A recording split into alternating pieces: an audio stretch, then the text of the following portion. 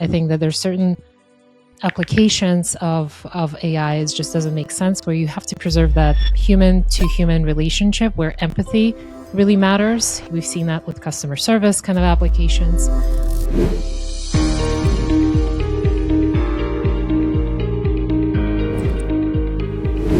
Hello, everyone, and welcome back to another episode of Echoes of Innovation. If you've been following the healthcare tech space, you kind of know that the narrative has shifted. 2 years ago, it was all about, this model looks pretty amazing, it's pretty cool. And today, the conversation is far more sober and far more mature. It's moved from here's this amazing model to, why is this model on the shelf and not in the clinic, and why aren't we using it? Within Maruti Tech Labs, we've seen these conversations happen all the time. Organizations, they have the data, they have the budget, they have the mandate, but then they often tend to struggle in crossing the gap from we've done a cool pilot, but how do we get it to clinical utility? And for that, today we have Svetlana Makarova joining us. She's an AI strategist. She's a product builder with a strong health tech background. And as of 2026, she's a TEDx speaker. So thanks for joining us, Svetlana. Thank you so much for having me. This will be fun. Yeah, absolutely. Why don't you tell us a little bit more about yourself, and then we'll dive into all things about AI and healthcare. Yeah, so I've spent most of my career in the health tech space. So over probably 14, 15 years of experience in that space. Mm-hmm. I've kind of been in the AI space for the last 5 years, 4.5 of which, a little bit over that, at Mayo Clinic, where I help develop and deploy solutions for Mayo Clinic. Most of them were facing clinicians. So I think that's kind of what got me into the space. I'm also a doctorate student in applied AI ML. So I have that a little bit more depth of expertise than I think most I would say, people. And recently I've transitioned to an organization called IKS Health, where we help streamline back office operations for health organizations. So still very much in that space. And I also do, keynote speaks. And as you mentioned, I did a TEDx talk just a couple of weeks ago, and I'm actually prepping to do another one. So in March, I'll be giving my second TEDx this year. So it's exciting times. I also advise and consult companies and train executives on AI ML, just to give them a little bit more fluency, best practices of what works inside the organizations, what works inside, the technical rooms with data science teams. How do you actually take some IP, working with startups, and wrap it around, some of these AI models? So how do you transform the IP you've developed, let's say in science labs, into something like a commercial product, and then basically benefit from that? So I do a lot in this space, not just healthcare, but kind of my expertise spans different environments, and that's just what's exciting to me. It helps stretch my skill set and apply my, I would say, technical and product skills in different domains. That's pretty awesome, man. Congratulations on the TED Talk in less than a quarter. That's pretty amazing. Thank you so much. Svetlana, I want to jump right into, definitions right off the bat. So I think, a lot of engineering teams, ours included, we get excited by, with the new tools and the capabilities of tools out there. And you've seen a lot of difference between building a technology versus, building a product. So especially in the healthcare space, how are you going about, let's say, defining product thinking and healthcare AI and Gen AI initiatives? Because I think that distinction makes a lot of difference, especially when you're looking at, when you're at the crawl stage of the whole crawl, walk, run approach of Gen AI. I think that's the right way of thinking. I think adoption and technical fluency around AI is a must. I would say it's like a prerequisite to understand really where are the capabilities of these models and approaches to apply across different domains, not just healthcare, but in healthcare specifically. I think there's also an influx of interest in Gen AI, just with an adoption. I think skyrocketed adoptions of ChatGPT, the Claudes, the Perplexities, the Gemini. People are technically adapt to prompting these systems, but unfortunately, sometimes that overestimates or overhypes the expectations behind these systems and what they're truly capable of in highly regulated spaces like healthcare. So sometimes you have to ground folks to reality and level set, I would say, the expectations, because not every business problem can be solved with Gen AI. But I would say even if it's possible, I don't think in certain situation you should. I think that there's certain applications of AI, it just doesn't make sense, where you have to preserve that human to human relationship where empathy really matters. We've seen that with customer service kind of applications. So again, I would kind of have to ground it to the reality. Just because it's possible sometimes doesn't mean you should apply AI. So it comes down to understanding kind of the business problems. And then there's two opportunities, I would say, for businesses, especially in healthcare, to look at. And I think the low-hanging fruit is always the back office operations. They're the less riskiest. And when I talk about, revenue cycle, maybe it's inbox messaging, anything that kind of deals with, among employees, what are they doing? And then where can you bring in administrative efficiencies, and where can you streamline workflows kind of in the back office? They tend to be less risky because you have employees that could still cross-validate and check the outputs. Things that are more business model related, where you're kind of starting out tapping into the patient care, clinical decision making, that carries a completely different risk profile. So, and for most organizations, they tend to start with back office because it's less risky. You can involve more human in the loop type of effort than things that are, again, client facing or patient facing or clinical decision making. It is possible. There's a lot of use cases in that space, but they tend to mature a little bit differently. There's more governance, compliance, legal, FDA, potentially, oversight that at least checks have to be validated that it's not, software as a medical device. So it just kind of depends on the business problem and whether there's an ROI potential behind that problem. So you have to anchor it into a use case that you can link up to some, I would say, benefit that you can calculate or project, and link it up to the business reality. And I think that we'll probably get into it, but there's also some things that are going to be a dependency for making that use case successful, such as change management, adoption, and other things like that. But ultimately, you want to understand what is your appetite for risk, what is your maturity and fluency within the organization, what teams do you have at play? Do you have data science teams that can actually deploy and create these custom solutions? Are we talking about buying solutions and then deploying them across the enterprise? But I would say that if you're quite early in your journey of AI adoption, the easiest place to start is back office operations, and then starting to kind of see some benefit and some operational efficiencies there. I have to agree with you on that. I mean, because regardless of, I know we are here talking about healthcare, but regardless of the domain, whether it's healthcare, legal, insurance, these are all paper-heavy industries and back office heavy. And we often see CIOs and CTOs coming to us and saying that, all right, we have all of these different processes, we have all of these different workflows, and a ton of documentation, which takes up a lot of our time. How do we really go about mapping these use cases against the ROI and do that workshop to kind of like really identify what's going to stick and what's not going to stick? And while I agree with that line of thinking, and a lot of our customers, as well as a lot of folks out there who've had deployments done in this space, they've taken that approach. We still, I don't know if you agree with this, but there are still so many organizations with AI initiatives that start really strong, but then they don't really pick up beyond the pilot phase. There's folks out there who, you have conversations with them and they'll say that they have pilot fatigue because they've tried it so many times over the last 2-3 years. On the services side, we see that as well, where data science teams, they're building models where, you have really high percentage of accuracy, but then it doesn't really hold when it's when it encounters the messy real world clinical data, right? So in your experience, like, where do you see, when you do the postmortems of these projects, like, where do you see, as the top 3 reasons for, we've done the homework, we've done the analysis of these use cases, we have a business case in place, but despite good data and good models, these projects aren't really picking up beyond the pilot phase. Where do you see that, the gap? Yeah.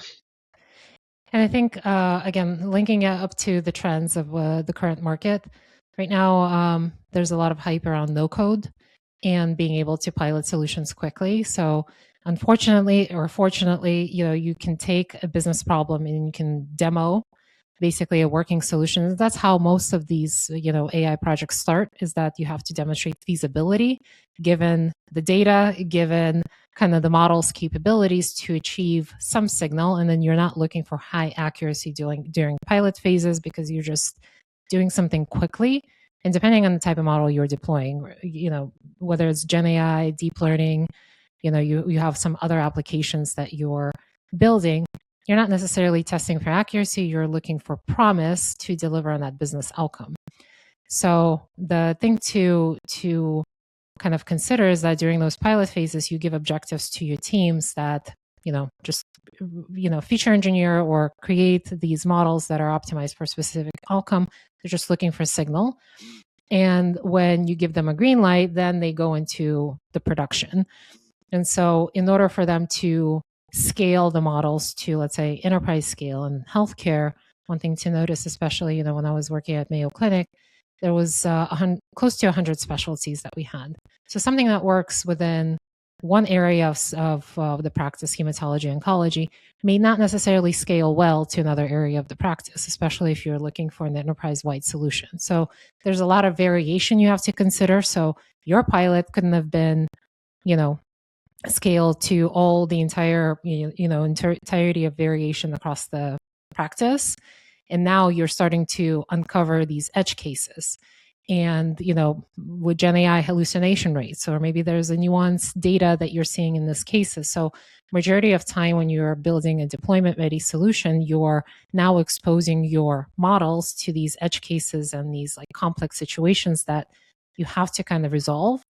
And again, the time to pilot is usually, maybe a sprint, maybe two, maybe a couple of months. But then in order for you to mature that solution to something that is deployment ready, that's going to be times a multiple of that time frame to actually make it, to build confidence and build the accuracy that you would consider for deployment. And then there's, again, checks and balances, governance, and compliance that you still have to apply. And also, considering adoption. How do you what is your plan of actually integrating this into the workflow? Are you piloting this with users? Are you involving human in the loop so that you're de-risking the adoption in that time frame? So everything happens during that production cycle, and it's not usually, again, just extrapolating. It took us to develop this pilot model 3 months. Well, to productionalize it, it's going to take us another 3. It's not the case. It's usually, again, a multiple of that time frame because of those edge cases, those variations, those things that you're encountering that, again, with a smaller data set when you're doing a pilot, you may not have been exposed to. So, and I think sometimes, beyond that pilot, people lose kind of the interest and the traction in that second phase because, it's taking too long. Maybe it's, the model is capable, maybe it's the team, maybe it's something else. And then, let's move on to something else before. It's almost like you're at the edge of kind of getting that model to perform where you need it to be. And it's maybe a matter of sprints, but you finish that initiative before it has the potential to be deployed. And then they move on to something else. It's the shiny object syndrome. And it starts all over again before, again, you're actually able to deploy those models. So I see that more often than not, again, because it's easy to deploy solutions to a pilot stage. Now it's even easier to deploy these solutions and demonstrate feasibility through no-code solutions. But you probably know that, when you do no-code solutions and you deploy them for proof of concept, it's not the same as building an enterprise scale application and then actually deploying it into the high trust environment inside these organizations. And then you have all of these checks and balances, role access based controls, focusing on integrations with building pipelines into these solutions. That takes time. And sometimes kind of, I would say, people give up too early, maybe, is basically, I would say my hypothesis. No, I mean, that's interesting because you've touched upon quite a lot of points, right? I mean, we've covered integrations, we've covered compliance, which is huge. And often, that's the biggest, I would say, that's the biggest piece that when it comes to its development, and that takes a chunk of the overall development time frame as well. It's just making sure that you've dotted your I's and you've crossed your T's. But taking a step back, going from demo ready to, let's say, doctor ready or clinician ready, that in itself is a long journey, beyond that pilot phase. And that's critical because doctors and clinicians, they're already burned out. They don't want another tool where they've got to do 10, 20 clicks, just to get to the point where, they have a report in place, or they have the output from this particular model ready. So when it comes to, let's say building a product in this space, like what would be your advice to, let's say the engineering teams or the founders who are building something in this space, in order to make sure that when they have a Gen AI use case in place and they are looking at a production ready instance beyond just the pilot phase, how do they go about the process of making sure that that use case right from day one is production ready, right from a product perspective? I would say there's a few suggestions that I think I can bring to the table. So one is bring the domain experts of people who your target users are into the loop. So to co-develop and kind of listen to what you're building. One problem I've seen is, when teams who don't have the domain expertise or don't have those types of users on the team, develop things in silo, bring it to the users, and then it becomes a situation of like, here's a tool. I built this just for you. And then, it ends up being not even close to how they actually either practice medicine, how they actually work within that workflow. So you kind of have to de-risk by involving your users and then understanding those workflows.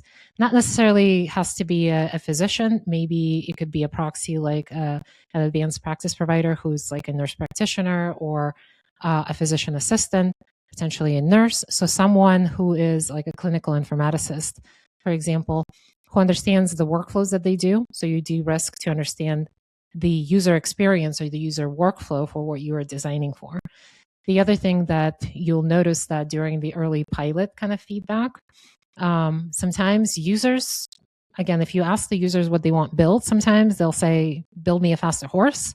So as a product leader or someone who's well-versed in these experiences and have the domain expertise to kind of think how your users think, you kind of have to do almost like extrapolated thinking as to when they ask for formatting of your outputs, for example. Like, that's not how I format my clinical notes.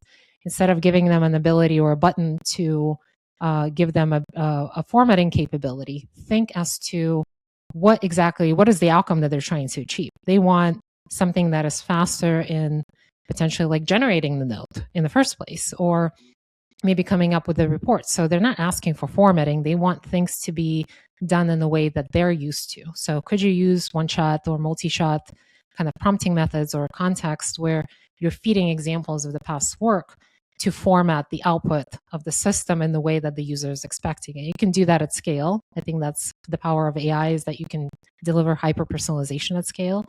So again, be a bit critical towards user feedback and not taking it verbatim and then acting on that and then building individual features towards exactly what they're asking for. But understanding kind of, again, the pros and cons of, let's say, if we're talking about Gen AI, it's a prompt system. So sometimes we've built tools kind of, again, anticipating what the users need. And so we use Gen AI as a background capability, and we anticipated based on the context. So think more closer to agentic systems. Do they even have to prompt? So given a specific context, can we actually generate an output that they're expecting in this point of time? So the prompting kind of goes away. We kind of anticipate what the ask is going to be at that point in time. Can you actually generate a report that they're expecting in that moment? So again, it's not about just building chatbots. It's understanding the user needs, the user outcomes. And then do you have the data available or the context available that you can actually proactively serve some of these capabilities to them? I would say I think that those are going to be surprising factors, and then you're ultimately trying to anticipate the needs. And I think the beauty of where we are with the technology allows you to build these composite systems where you're not just relying on Gen AI, you're building context layers. You could potentially use multiple agents and give it tooling to be able to do multi-step workflows. right? So you ultimately do need to understand the workflow of a physician and then surprise them and delight them with an experience that really works with their workflows. And that's how you also ensure higher adoption. Right. No, that's really and that's very insightful in terms. I think I have to fully agree with you on getting a subject matter expert on board, because while you do have the vision from let's say like a 30,000 feet view, and you have the engineering muscle to kind of like pull through and build on top of that vision. I think a lot of founders often miss out on that SME pieces. Let's get the folks that are living and breathing this on a daily basis, and get them to kind of lay out the roadmap even in a lot more granular detail. I want to pivot to the heavy stuff, which is compliance, right? So on our side at Maruti, we deal with HIPAA and SOC 2 compliance on a regular basis. It's often sometimes, in larger enterprises and larger organizations, when they're trying to experiment with new ideas, it's often seen as a blocker to innovation. But I suspect you see it a little bit differently. From your perspective, what's a playbook that you've seen or that you would share with some of these folks, where you could take essentially like a product first approach to balance innovation, HIPAA, compliance, patient safety, all that stuff?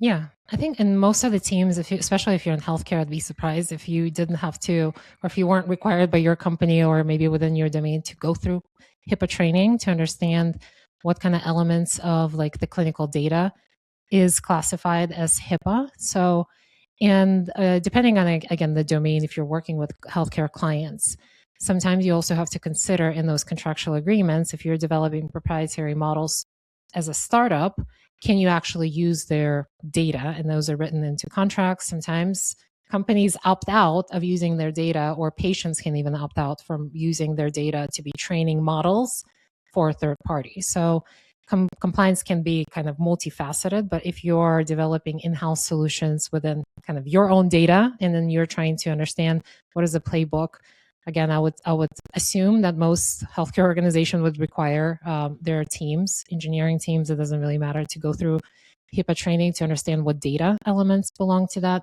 But then there's also, I would say, security concerns with a lot of these systems. So there's going to be almost bounds around what data models you're using, what data can be shared with those if it's a third-party system like GPT.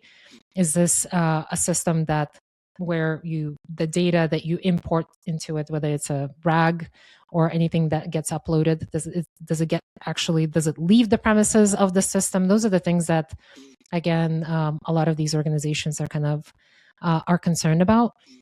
And for the compliance specifically, there's, again, different risk profiles depending on the application that you're actually developing. So easier to do more back office operations that doesn't rely as much on the clinical data. Maybe it's some prediction model on, I don't know, some revenue projections. Easier on the compliance. If you're going with a clinical decision-making tool, then you have a completely different set of risks to navigate potentially, and then the types of compliance, they tend to be longer. There's multiple committees and potential to kind of answer questions as to, again, patient safety, what is the impact and what's the accuracy, and then the thresholds for accuracy to be deployable solutions are going to be higher, and then some compliance will provide some guidance and oversight over those. They'll want to see kind of potentially, depending, again, if there's a patient impact, sometimes they'll require an IRB study or multi-phase IRB study. Again, it depends on what kind of solution you're developing and whether or not it impacts client lives. And so it really depends, again, on the use case. And then so if you're just trying to build that muscle internally within the organization, whether it's working with partners, development partners, and you haven't gone through different complexities, start small and kind of build that muscle to understand the complexities and understand kind of the vendor space. So what APIs are using? What if you have a cloud vendor? How do they protect that data? So do you have a trust infrastructure kind of built out? What does your data infrastructure look like? What capabilities can you build on them to actually accelerate the development of these AI systems in a safeguarded way? Sometimes they even have accelerators to actually build out these agents inside of your infrastructure. So you don't have to build a lot of these tools from scratch. There's ML as a service now. There's guardrails as a service that you can deploy. Some things that are, again, in these accelerators, you can kind of bring a lot of these solutions quite quickly to deployment, to production, because they are lower risk, faster to deploy type of use cases. And you'll understand, kind of going through your policies and compliance, what does it actually take something that's low risk, then you graduate to something that's medium risk, and then the high risk things like clinical decision making are going to be harder to deploy, and they take usually a lot of time to mature. But also, again, the time also takes up to do the pilots. And again, if you're also required by your compliance team to do IRB studies, sometimes you're kind of at the mercy of the IRB board to review kind of the protocols. There's backs and forths that goes back to get approval. Then you run the study for, sometimes it's 3 months, sometimes it's 6 months, depending again on the complexity. Sometimes it could be a year. It may be multi-phase IRB kind of protocol before you can actually deploy that into production. So that use case must be anchored in some value. It has to be benefiting a lot of physicians. So for a large healthcare organization, if it's a clinical tool that can be used by thousands of physicians, totally makes sense to kind of invest all of that time, because you're going to reap the benefits of the administrative kind of burden you're taking off the providers. Maybe it's a higher quality of care that you can be providing to the patients, but there needs to be tangible value that you can link up to the ROI, all of that time that you're going to be investing in the tool. And a lot of that is not even technical development. Some of it is just, again, change management, getting compliance and approvals. Yeah. Absolutely. And going back to your the point that you brought up, right? This taking a step back again towards pilot purgatory and the other point about partnership.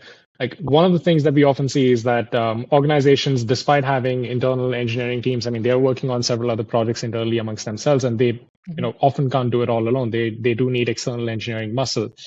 And the bigger challenge there then is that, how do we really ensure that everything from compliance, everything from scaling beyond the pilots, because the project would work great for, let's say, 50 patients, but it's going to fall apart at 50,000.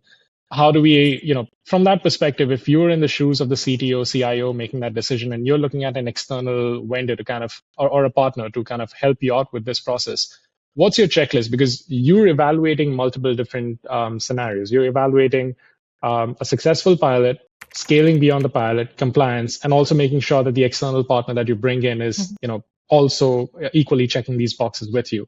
So how would you, in their shoes, make that assessment to kind of like make sure that you're going beyond just technical expertise in that evaluation process? And I think it's if you're doing RFPs, and so I've gone through processes where we have a solution that we want you to take to market, and so how would you evaluate the kind of the I would say the fit of the technical partner to actually deliver on the solution. So I would say it's the domain expertise. They have to, I would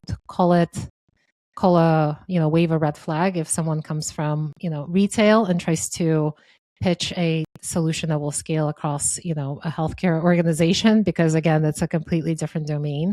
So you're looking for domain expertise, their ability to deliver scalable solutions. If you're looking for enterprise solutions, one of the things that I would look for is, how do you plan to scale this beyond a specific use case, and across the enterprise? So the reality of a lot of these organizations, especially in healthcare, is that you have different categories of specialties and areas. You have an ambulatory part of the practice, then you have acute care, something like emergency, ICU, you have other areas. So then they have nuances to how they're actually delivering care. So I would say it's challenging the team. So yes, they will focus in one area of the specialty, but what is your plan to actually basically address as you scale all of these nuances? And then what is your projected timeline anchored to kind of the use cases you've done before for similar kind of deployments? And I come from the area where we do build enterprise solutions, so it is quite nuanced that we were not building it for one area of the specialty, and this is where I would look for, what is your kind of best practices of how you would actually scale. How would you actually build this as a back office back end capability that could be integrated into these systems? So microservice architecture, API first. And then basically experience integrating this into the workflows, such as EHR system. So especially for clinical workflows, the system of record and where most people spend their time, especially clinicians, is EHR. Anytime, and I think you've made this comment before, anytime that you're going to pitch to a physician to use something else that they have to bookmark on their browser, that they have to use, you could toss that adoption out of the out of the plan, because they're looking for things that are integrated into their workflow. They don't have to remember to leave their kind of, again, system of record or the system where they're spending most time. So you have to show a path to integration into the workflow, and that the vendor has experience actually doing that. And depends. Again, Epic is one of the most common EHR systems, but what about if you're a healthcare organization that works with Allscripts, NextGen, and how many of these experiences with integrations have you encountered? What type of data models you've worked with? Can you actually work with different data types or help convert unstructured data or maybe a mess of a data to actually work with these solutions? And then what is the right path? And then are we adapt to actually scale to this use case considering our model? So what expertise is the vendor actually bringing to the table to you? And then you're checking off these boxes on their domain expertise, understanding how they can either modernize or work with your data, path to integration, and what experience they have. And I would say it's just kind of, can they be a collaborator? Can they actually, work with your internal teams, the SMEs, instead of working with a silo, that they can become really integrated into your operations and work towards a successful integration and then change management, because you want to bring these vendors as co-developers with the existing teams, not a silo team that brings a solution and it just doesn't get adopted. So those are the things that I think just jump out at me, and hopefully they're kind of are helpful. They definitely are. I mean, Svetlana, this has been a very, very insightful conversation, and I fully agree with you. One of the things that we really stress on is beyond technical fit, beyond understanding that domain. The third biggest piece here is also a culture fit, especially when you're working across different teams and you're working across different time zones, and you have a shared mission where you're climbing a steep hill. So technical, culture, and domain fit, I think I agree with you. These three would be the biggest points. Before we wrap up, I actually want to zoom out for a second. I was chatting with somebody at an event yesterday, and they said something that really stuck with me. They pointed out that back in the day, we all thought that the AI capabilities that we have right now today, as of 2026, these were things that we used to think that we're never going to see until 2030 or maybe up until 2040s. It was always supposed to be 10, 15, 20 years away, but here we are. If you look back at, I think, what was it, 2, maybe 3 years ago, there was a video of Will Smith eating spaghetti. It was a very choppy, grainy video. And right now you have these full-scale movies that are made, production-grade movies that are made using AI.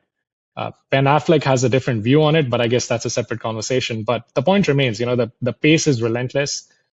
I mean, from your perspective, looking at that velocity, 5 years, 10 years down the line, where do you see this velocity? How do you see this velocity impacting healthcare? Like, what exactly are we going to see there in 5 to 10 years' time as compared to what we're seeing right now?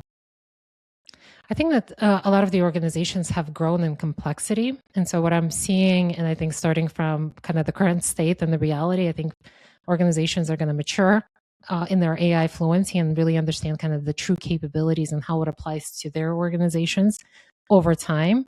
Because right now, yes, it's fancy, it looks great for videos, but then again, the executives are thinking, how does this apply to us? And so I think the more exposure organizations get to these capabilities, the more ideas they can bring in-house. So again, EHRs have developed so much complexity around those workflows that you have to go through almost like a week of training just to know, for clinicians to be adapt to using the existing workflows just to do clinical work and the administrative work that EHRs require. I think we're going to see a world in like 5 to 10 years from now where we're building a lot of efficiencies around physicians and kind of what they need. And then these systems are going to be smart enough that they're not rule-based systems that you have to click through different windows and press multiple buttons, that you're going to take advantage of these, like this agentic reasoning. through a lot of these workflows, and we're already seeing a lot of that happening now, at least in the back office operations, supply chain management. Again, there's a lot of high ROI kind of application use cases. I think you're going to see those start to bleed into other spaces where you're going to build and really truly rethink what it takes to deliver care and document things into the EHR. Do you actually need 100 different screens and 15 different variations of Epic to deliver care at your healthcare organization? Do you really need that big of a EHR system?